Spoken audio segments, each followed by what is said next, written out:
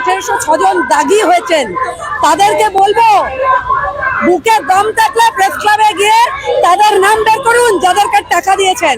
বাংলা বাঙালির কথা বলছে, বাংলা বাঙালিকে যদি কেউ ডুবিয়ে থাকে তার নাম ওই তৃণমূল কংগ্রেস। যেমন ওরা আঘাত করবে তার ডবল প্রত্যাঘাত আমরাও করবো। এর আগেও আমাদের ভগবানকে তোমরা কথা বলেছেন, আমাদের মা কালী, আমাদের আরাধ্য দেবতাকে গালি দিয়েছেন। লজ্জা করে না? কি করে বলতে পারেন উনি? এবং মমতা ব্যানার্জি নিজেও কিন্তু তার ট্যাগলাইনে লেখেন মা, মাটি এবং মানুষ।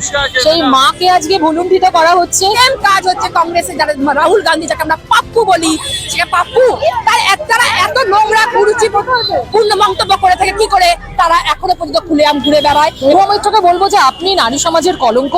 আপনি মানে সাংসদ হওয়া তো যোগ্য না, একজন মহিলা হওয়ারও যোগ্য বলে আমার মনে হয় না। অবিলম্বে মহুয়া মৈত্রকে ভাষা সন্ত্রাস ছড়ানোর জন্য উদাহরণযোগ্য শাস্তি দেওয়া হোক এবং গ্রেপ্তার করা হোক। 1806 জনের নাম বেরিয়েছে, প্রত্যেকে তৃণমূল। মহুয়া মৈত্র এই ধরনের ভাষাটাই তার মানায়, উনি উচ্চ শিক্ষিত, তো সেই জন্য এইরকম ধরনের ভাষা প্রয়োগ করেছে। লাভলি খাতুন, যাকে ভোটার আই কার্ড দিয়ে, যাকে আধার কার্ড দিয়ে, যাদেরকে জনপ্রতিনিধি করেছে, তার বন্ধুটা তিনি কি করেন?